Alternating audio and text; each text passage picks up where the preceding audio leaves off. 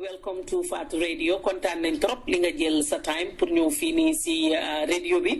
parce que nekk na loo xam ne lu rafet la ñun ñoo bokk liggéey bi kon soo bàyyee sa soxla ñëw fii fekk si ñu kontaan nañ si di la wax welcome ñu bàyyi la nga nuyoo.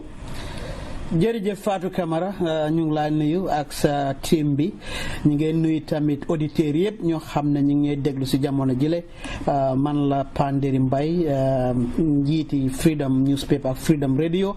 kontaan naa trop li ñu Fatou Camara jox opportunity ñu ñëw waxtaan ak doomi Sénégambia kon de Fatou mën nañu dugg si waxtaan bi. jërëjëf Nderry Mbai kontaan naa comme li ma la wax rek tey daal naa la won ne la faana yi gënuñ maa dégg man olof. waaw tey dañoo olofal ba mu neex. léegi ma ne du problème. pare nga. yàpp. kon baax na léegi rek balaa ñoo commencé balaa ñoo sore si waxtaan bi rek ñu laaj Nderry Mbai parce que ku wax Nderry Mbai journaliste la yàgg na si liggéey bi da liggéeyal na VOA def liggéey na tamit ak Point Newspaper liggéey na tamit ak Daily Observer ñu bëggoon nga wax ñu rek sa journey yow fan nga dooree ba egsi tey ñuy wax journaliste boobu noonu Nderry Mbai. jërëjëf Fatou Camara maa ngi nuyu auditeurs yi once again maa ngi make a quick disclaimer fii pour nit yi understand ne interview bi du affaire yi Nderry Mbai Gambia moo gën a am doole Nderry te bëgg naa rek conversation bi ñu focus ko si Gambia there is nothing personal koo xam ne am nga question mu nga koo laajte question waaye li ma bëgg a Fatou Camara understand mooy rek interview bi du nekk affaire yi Nderry Mbai foog naa ne Gambia moo gën a am importance than Nderry as an individual. anyway doo nekk boss Freedom nekk boss Fatou Radio de déglu ma. waaw li ma la wax. maa ngi ñëw Fatou. dinaa ko handle. waaw mais ma danga ma ne ma introduce suma boppa. waaw waxuma la nga wax nit ñi luy war a laajte wala luy war a laajte. right because xam naa ne ñu bari ñu ngi doon yàkkamti programme bi. man nekk moo koo xam ne dama daw questions waaye li ma wax rek mooy. Gambia is bigger than an individual. léegi that said man Nderry maa ngi jee ko ñaamina Sambang originally later suma gars yi move si dëkk bi ñëw Touba Murit nag dëkki Murit la ñun originally Sénégal am nañ fa ties ba pare tamit Touba Mbacké mun naa ne si dëkk bi gën see bari am nañ foofu families that said suma primary secondary school Gambia laa ko defee then ma jee ko Gambia in 2004 ma ñëw fii America man nag nekkuma koo xam ne politicien la man journaliste la ba pare tamit mun naa wax ne tamit political commentator la ba pare tamit human rights activist la three caps yëpp mun naa koy fit waaye bu ma kenn gisee as a politicien nekkuma politicien man journaliste la suma liggéey lay def so amee any question Fatou mun nañu dugg si waxtaan bi. waaw léegi rek mooy li ma la laaj pour bugg a xam wax nga ñu ne Touba mu rek nga jógee loolu Alaaji Mbai def ma ko doon wax lu bari ndeysaan mu nekk koo xam ne suma xarit la léegi dañ la bëggoon a laaj rek yow liggéey bi fan nga ko dooree bi nga nekkee woon Gambie parce que liggéey bi nekk na loo xam ne ñun ñu bari ñu si nekk bi nekkee ndaw lañ commencé yow tam nga wax ñu fi nga jaar su ko defee ñi nga xam ne ñu ngee déglu wala dañ dellu koptu Nderry dinañ wax ne dëkki Nderry fii la awoon xaaral man tam ma def noonu pour ma mun a àgga fi mu àgga. jërëjëf Fatou Camara liggéey bi maa ngi ko start in the early 90s maa ngi jeexal school in 1991 si laa jeexal school suma ndaw yaa nag déggoon naa boppa torop nekkoon naa Kawur nekkoon naa Pakalinding ameen suma family yàlla def na amuñ suma family amuñ suma papa suma wàlli yaay man maay taaw bi so it was not easy bi ma grow up from the village ba ma ñëw si city bi that said pare tamit Tami Jawara you need to know somebody even in the area of job soo bëggee liggéey so even education tamit so yu bari daal foog nga am ñoo xam ne dañ laa jàppale waaye yàlla def suma parents yi nag ñoom feexuñ feex boobu noonu waaye alhamdulilah suma papa am na métier suma papa is a tailor by profession suma mère bi béykat la so they played a crucial role man suma human development bi yu bari na bëggoon naa koo defal suma bopp waaye mënuma koon at the time so moo tax ñu bari soo waaye ñu ne Nderry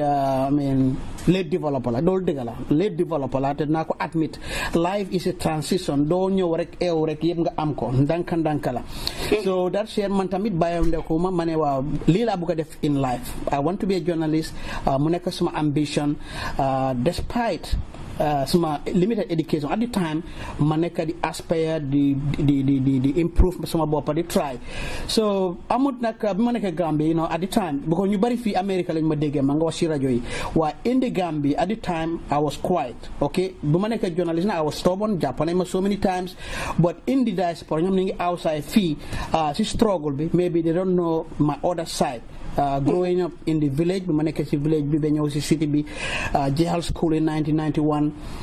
trying to look for a job at the time Fatou Mbai suma stepdad la moom ma amee woon all around nekkoon na ministre time Jawara nekk na ministre si nguur Yaya Jammeh that's a fact waaye nag li ma wax rek bokkaleen waaye nag moom tamit am na yoo bari yoo xam ne mënoon na ma koo defal waaye at the time mënu koo def for reason best known to him aw ma benn personal grudge against him because Gambia nekk dëkk boo xam ne réew moo xam ne extended family system la ñeneen di prioritize seen immediate family la ñooy help before ñu help another extended family member so si moom laa dëkkoon then later on ma start the living the Binantu Observer as a freelance def naa tamit partly security ñu bari am naa ne loolu tamit bëgg nañ sax xam dara liggéey naa si RVTH liggéey naa fa for some time fekk maa ngi foofu noonu jeexal naa school ma nekk fa then gars yi ñu ne ma anyway discover nañ ne man maa doon jox information Daily Observer at the time bi ma fa liggéey DA Jaw moo doon suma editor Sirif Bojang liggéey naa moom bi ma nekkee foofu si hospital bi gars yi ñu ne ma ne you got to quit because doo mën a nekk fii di joxe information to the press ñu organise a board meeting ñu invite ma Mr. Njai was the board chairman Mariatu Jallow nekkoon na minister Yaya Jammeh minister of health Mariatu Jallow mi ne ma ne Panderi dañ ma wax ne yaa de binna stories observer on a pen name ma ne ko yes man dama dee binna stories mi ne ma ne but musuma xam ne reporter mi ngi liggéey fii ma ne ko ne yes ma ne ko that's my part-time job mi ne what you are wasting here this is not the place you supposed to be ma ne ko why mi ne ma no because dama dee read sa article si te some of this information yi nga report mi ngi create problem fii because there was a time seen X-ray machines am nañ problem management bi amu ci interest I reported it at the Observer it created problem somebody up there ñëw foofu ñu start investigate amoon na tamit attack Farafenni attack I went to the accident and emergency unit the former administrator Mr. Badji mu gis ma fa mu call report ma ne man dama dee bugg di nekk foofu di jéem a find out what's going on I mean I was lucky because NIA bëggoon nañ ma pig ma at the time but piguñ ma for some reason lucky na torop waaye moom complaint bi mu joxe mooy ne daal maa dee bëgg di find out what is going around the hospital and stuff like that. That said Mr. Gassama Minister of Health bu Yaya Jammeh tamit bi ma faa liggéey mu ngi faa liggéey Gassama at some point there was a patient boo xam ne mu ngi ko doon take care patient bi tubaab la jigéen la xajam moo ko matta so ma bind story bi it was a front page story on the Observer Sirif Bojang can bear me witness and ñoom DA Jawo waaye story boobu moo tax ma génn RVTH for your information so people do want to understand for the records because what happened mooy tubaab bi dafa wax ne dafa sue hospital because dañ ne somebody working in this hospital is a reporter moom moo expose story bi so léegi gars yi ma koota dégg ma ñu ne ma you know what you have to quit definitely jox ne ma lot of opportunity but man quit ma so eventually they fired me ñu ne ma ne you know what you have to leave ma quit ñu fire ma from the job because of that story because tubaab bi bëggoon na pursue leen because of dañ feel that was an invasion of privacy because patient la fa somebody working there reported the story on the Observer so this was why they let me go ma génn RVTH just for the records ñoo xam ne xamuñ suma background because I had some false insinuations somewhere somebody claiming a Panderi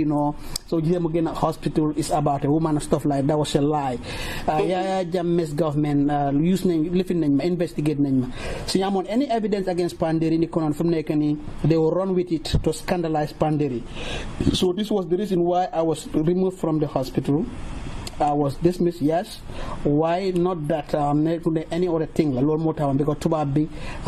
loolu daf ko métti woon am na ñu doon wax ne sax daf doon I mean caaxaan xaj bee yu mel noonu affaire love and stuff like that because am na ñoo xam ne seen pet si dañ leen di abuse so pet bi maata ko si loxo so it was a big story am na ki ma brief noos la I ran with the story ma jox ko Daily Observer So then later dear Jao mu ne ma ne you know am nga potentials you can come over Njai time boobu moo nekkoon Daily Observer as the editorial consultant ma dem Daily Observer as a reporter foofu laa started my journey. Then while at the Observer I mean I was very enterprising I mean job bi mun naa ko maa ngi I mean am naa skills am naa sources. That's how I started with the Daily Observer. Then later I went to the point because Daily Observer Amadou Samba daf ko jënda bi mu ko jëndee si Kenneth Best ñun foofu lañ luusee sin journalistic independence da nga am good story diñ ko ñemeñ a publish because bëgguñ loo xam ne dafa merloo Yaya Jammeh ak nguuram gi so lii moo taxoon ma dem point so I mean any other question I'll be more than happy to answer it te dañ ñëw fii pour leeral. ok jërëjëf Pa ñu ma wax ne nag maa ngi ko waaye definitely amuñ beneen radio bi nga xam ne mu suñ boor fii te foog naa ne yow tamit sa radio bi nekkul on. maa ngi la link ak Freedom fu mu nekk Freedom audience bi ñu ngi laa déglu ñu ngi live on Freedom. waaw kon xaw ma ndax loolu moo tax ñu ngi ëpp tuuti rek waaye wax nañ ma ne Babou wax na ma ne garaawul bu baax kon bu dee loolu la ngeen jégal ñu si loolu tuuti léegi wax nga naka nga nekkee woon si VH bi time Mariatu ba génn nga fa ba dem Daily Observer jógee Daily Observer ñëw point waaye sa stint bi tam at Daily Observer nekk na loo xam ne indi na wax yu bari parce que ñu bari wax nañ ne soo gisee woon mu am time boo xam ne every time nga binda affaire yi Amadou Samba di ko binda si paper bi naan dafa def yëf yi drogue ba amoon na time sa banque bi in England contactoon nañ ko ne ko na shed light on loolu because bëgguñ yëfi business yoo xam ne legalut xaalis boobu di dugga si seen banque bi ñuy wax ne soo gisee nga doon def loolu yëpp parce que Amadou def la daaxoon Observer loolu nekk loo xam ne time boobu young journalist pandéri bu métti la ndax loolu lu am la. jërëjëf Fatou Camara Amadou Samba bi ma suwee fii in North Carolina si Superior Court bi si deposition am bi wax na fa lu mel noonu ne man dama ko mere loolu moo tax man ma am grudge against him yàlla xam na ne Amadou Samba man bañuma ko gisee naa ko ne doomi Gambien la waaye dafa am lu xew Fatou Camara ñun Gambia amuñ fa freedom te ku mel ni Yaya Jammeh si mun a use Amadou Samba di jënd Daily Observer loolu it speaks volume time bi Amadou Samba di jënd Daily Observer mi ngi doon def liggéeyam ni mu ko war a defee borom paper ba Kenneth Best Liberian journalist la du ñàkk ne xam nga ko bi mu ñëwee Gambia xeex ba lifin ba Liberia problème ba fa amoon moo ko dawloo mu ñëw Gambia nguuri Jawara jox ko license in around 1990 mu open Daily Observer mun nañoo ne sax mooy di premier newspaper boo xam ne Gambia daily newspaper bu Gambia mus di amoon nañu fa ñoom point amoon nañ fa ñoomeen ngañ Thomas seen newspaper bi ñoom Dixon Cole yooyu waaye Observer dafa ñëw mu change di media landscape evolution bi daf ko change léegi kooku bi mu ñëwee di try di enlighten public bi Yaya Jammeh ñëw close paper bi dañ close paper bi international community bi complain ñu ubbiwaat ko léegi moom Kenneth Best gars yi li ñu def mooy dañ ko deport ko Liberia mu ñëw fii America dëkk fi sik fi asylum again léegi bi mu jëndee paper bi Amadou jëndal ko paper bi ñun foofu lañ luusee suñ freedom because time boobu Observer ñun yu bëree bëri dañ koy yëg suñ ne dañ koy bind ñu ne déedéet because nguur gi bëgguñ ngeen publish lii time boobu ñun sax gëmuñoon na sax Yaya Jammeh moom paper bi liñ bilifoon mooy Amadou Samba la parce que Amadou Samba bi mu jëndee paper bi man fekk na ma Daily Observer ñëw na fa mu joxantee man loxo time boobu Sarian Cissé lañ fa indi Sarian Cissé mi ngi in Wisconsin mu ngi maa déglu mi ngi Wisconsin right now fii America bi mu ñëwee mu jox ma loxo mu ne ma yaay pandiri ma ne ko waaw ñun nuyuwante mu ne ma ok dama dee enjoy sa story si you guys are doing a good job bu leen ragal bu leen tiit di ngeen keep seen employment kenn du leen daaxa fii ma ne ko d'accord waaw Sariang ndeysaan waaw léegi moo Sariang ñu nekk si office bi then after ñu am staff meeting Amadou dem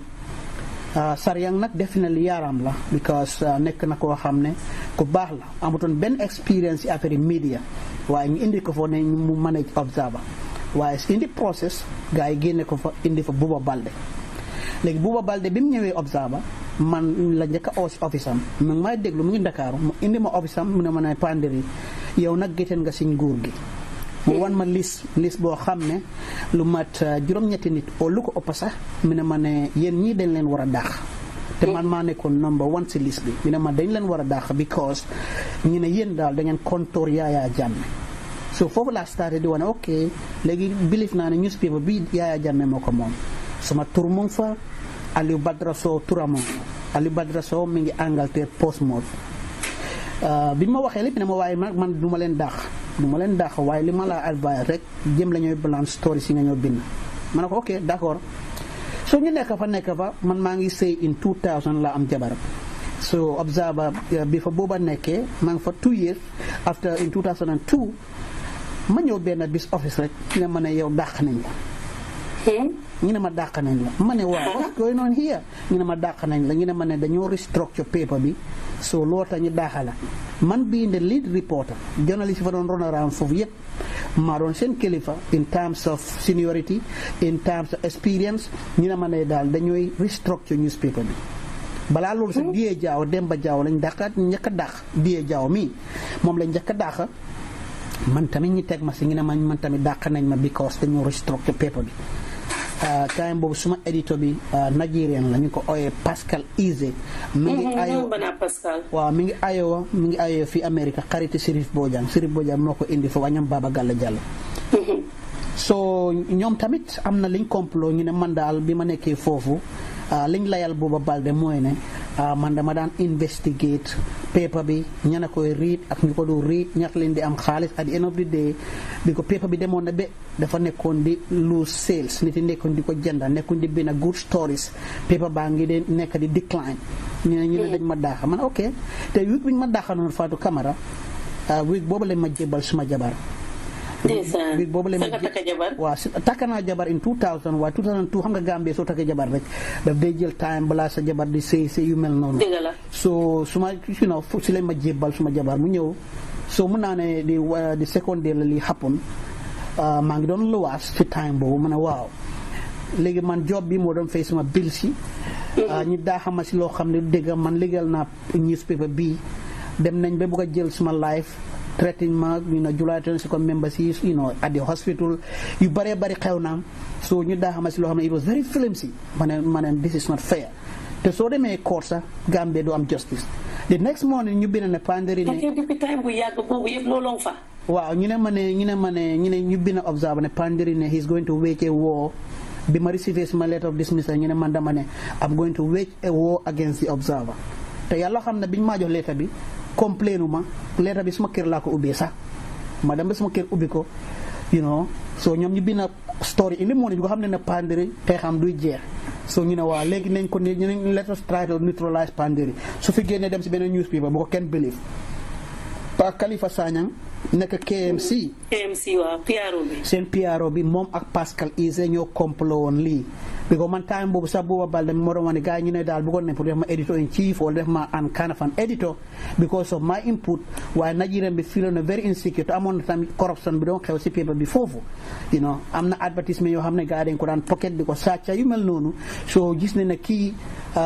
siñ biir la nekk te yëfi tappale bokkul si gars yi complot ñoom ñaar ñu dem fenn boo Balde sa time boobu mu ngi in basse nekkuloon si office bi ñu ne dañ ma daaxa ma si paper bi all right then the next day man lu ma xew rek ma dem courthouse because normally in the morning damaa dem Banjul uti stories meet suma sources yi the next moo pare dem office ma dem Banjul rek Dayda Haidara dem si yàlla Dayda Haidara ñëw fekk ma courthouse ak moto mi ne ma ne Panderi yëg naa ne dañ la faaya dañ la daaxa ñëwal dinaa la jox job senior reporter li la observer doon fay dinaa ko dabul mu ne ma dinaa la yokkal sa salary so Dayda jël ma liggéey Dayda Haidara te man nag point laa starté anyway balaa maa dem Daily Observer to be honest with you nekkoon naa point di leen freelancer bala maa dem Observer waaye Observer laa starté proper so waaye dama daan binantu point time boobu noonu mi ne ma ñëwal back to ñëwal kër so ma dellu point mu maa jàppale si diggante boobu 2002 ba 2004 liggéey naa Dayda so ma ñëw America in July of 2004 amut 6 months ñu ne Yaya Jammeh joxe na ndigal ne Dayda Haidara dafa war a dee so in December si fukki fan ak juróom benn 2004 si la Yaya Jammeh joxe ndigal ñu rey Dayda so si lañ rey Dayda Haidara so lii moo happen Fatou Camara waaye Amadou Samba moom li mu fail to understand mooy Gambia is bigger than Yaya Jammeh is bigger than Amadou ak Panderi ma Amadou problème so story affaire drop bi nga wax noonu yooyu boobu tamit moom loo tax mu yóbbu ñu woon fii court waaye ginnaaw dem nañ court du ma mën a comment si case bi because def nañ ama moom some kind of how do we call it settlement def nañ settlement so am nañ agreements yoo xam ne def nañ ko I don't wanna violate those agreements legally speaking du ma mën a def loolu waaye li ma wax rek mooy Amadou dama ko gis as a Gambian citizen aw ma anything against him waaye sooy fight a dictatorship nag dooy seet ne kii suma mbokk la kii suma xarit la wala kii suma boss la woon démba lii moo tax nag ñoom Amadou feeling comfortable ak Panderi but at the end of the day su fi Yaya Jammeh génne tamit dina understand ñun fan lañ doon waxee because Yaya Jammeh amul kenn koo xam ne jegeñ na ko démba wala tey ngeen tàggoo yóbbal si jàmma seetal Amadou Samba tey naka la ko def ko relégué Amadou yu bari léegi mënu koy def because kii interest am la topp Fatou Camara. dina ñuy wax loolu waaw léegi jaaroon nga tamit Gambia Press Union yëgoon naa ne am na sax yenn protest yoo xam ne amoon na fa sax yow nekkoon nga koo xam ne bokkoon nga ci pour time boobu noonu su fekkee ne gars yi dañ ekkati woon seen yi nga xam ne dañ koo teg presse bi yéen da ngeen daan jokku mel ni yow ak Deda Haidara te time boobu yaa ngi nekk koo xam ne ku yonga woon nga dugg si waxtaan boobu tuuti rek. jërëjëf Fatou Camara coach mu may tooñ mi ne mbasu waaw mbay mbasu boobu nag dinaa si dugga tuuti bi ma nekk RV di fa liggéey dama doon use pen name CD Mbay Mbasu so leen demee si akaay si Daily Observer yi story boo leen mun a gis rek ñu defa CD Mbay Mbasu man la CD Mbay Mbasu moo doon suma pen name bi dama ko doon use because maa ngi doon liggéey foofu te suñu xamee ne maa dajee information bi mun na am some implications so CD Mbay Mbasu moo doon sama pen name bi police officers yi bari ñoo xam ne kanifing prosecutors leen soo lañ waxee Panderi Mbay dañ xam kanay Panderi man Mbay Mbasu lañ ma daan ooyee ndem si yàlla Pa Omar Baro tamit amoon na pen name tam boobu ngay liggéey Red Cross ak Sud FM waaw ñu ñoo daan ànda man ak moom ak benn doomi Gambien mu ngi Minnesota dama mën a wax turam right now mu ngi Gambie moom tamit daf daan try si fi journalism bi waaye after mu daw mu bàyyi waaye CD Mbay Mbasu bi that was my pen name wax nga yëfi Gambia Press Union anyway man I feel privileged because ñu bari li ñoo wax rek Panderi who is Panderi so ma bëgg a judge because of my educational background di nga def mistake nit ki daf dee evolve di nga gis koo xam ne amul sa degree ñaam PhD kooku lam mun ñooñu ko ñaam PhD munuñ ko so Gambia journalist yi am nañ confidence yi man ñu jiital ma def ma secretary general bi ma nekkee secretary general yu bari indi naa ko si union bi because union bi time boobu liñ believe woon mooy rek ne yëpp ñu def ko rek negotiations so around 2000 Yaya Jammeh mu start di wax ne dafa control media bi ni mu ko defee mooy use National Assembly bi ñu pass draconian laws yoo xam ne dañooy réguler di presse so moo tax media commission bill idea bi la gars yi indi woon ko Secretary Jaane te nekk si struggle bi nekkoon na ministre Yaya Jammeh minister of communications maa ngi fàttaliku before Secretary di ñëw foofu sax am na ki nekkoon ci place bi gars yi ñu ne daal ñun suñ registré wut dañoo make sure ne daal comme Amérique fii ni ñuy jàppee illegal immigrants yi te loolu Nigerian moo ko doon wax sax mi ne yéen a ngi bañ ne yéen doo leen ñëw pour bokk si commission bi soo leen ñëw registré dinañ leen jàpp comme immigrants yi nekk Amérique fii oo yeneen réew yi ñu tëj leen te doo lañ am liggéey yéen dinañ make sure ne di ngeen torox fii Gambie. Mbadu time yi Moussa bi tey bi nga xam ne mu ngi nekkoon tamit justice minister maa ngi remember lu mel noonu xewoon na. waa time yi Moussa bi te ñoom li ñu doon wax mooy ne su nekkee ne da nga nekkee publisher da nga need pour am kind of a landed property.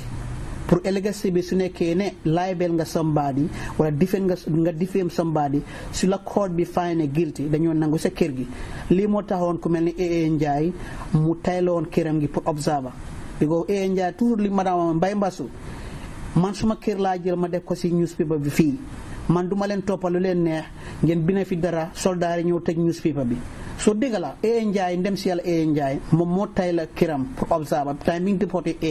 kii naka la Mr Best moo jël kiram mu tay la ko so ñoom bii te ñoo indi woon loi boobu benn décret la so décret boobu noonu pour newspaper publishers yi pour ñu make sure daal ñoom tam kaana fa collatéral boo xam ne suñ demee ba yaaxal loi bi ñu war a teg seen newspaper dañoo nanguwaale kër gi lii moo taxoon ku mel ni Baboucarr Gueye ndem si yàlla mu ñàkkoon këram ga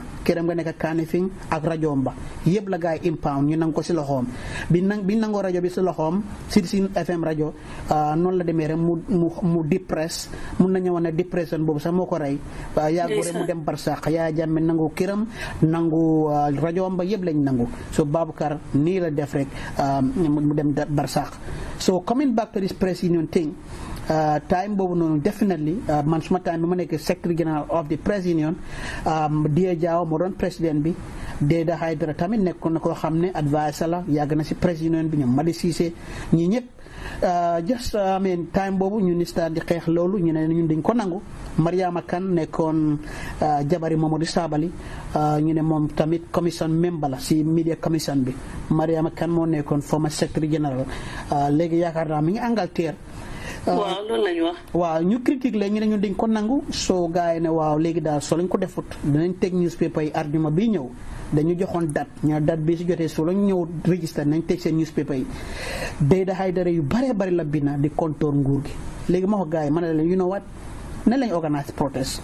gars yi ne oh non fii suñ fi defee protest soldats yi nañ ñu rey fii suñ fi defee protest soldats yi gars yi NIA nañ ñu jàppa ma ne leen ne waaye léegi yéen xam ngeen ne we are at the risk of losing our jobs because suñ close newspaper yi duñ am job so why can we go out in the streets ñu demonstrate woon àddina bi ne lii xew Gambia nekkul dëgg ñii ne waaw nañ ko def ñii ne biñ ko def at the end of the day ñun ñëpp ñu agree na waa léegi nan lañ organise protest bi ñu organise protest bi time boobu suñ office baa ngi Fajara soo ñëwee Fajara xam nga si boori American Ambassador Residence bi noonu around that area foofu lañ amoon office foofu noonu Chinese sax mosoon nañ fa am embassy sama Taiwanese si foofu lañ amoon office ñu maacee foofu ba Westfield police escort ñu NIA tamit toppa ñu nekk di chant di wax noto media commission bill BBC report nañ ko Voice of America report nañ ko time boobu man maa doon VOA reporter bi indi Gambia so protest boobu amoon na moo tax amoon na si benn suñ programme man a yow man la na ñu bari de xamuñ ne ñun mos nañu organise protest Gambia kenn jàppul ñu kenn dóorul ñu te balaañ koy de waxoon nañ ne soo leen ko defee dinañ leen jàpp so Gambia soo gisee Yaya Jammeh yu bari mu ngi koy def mooy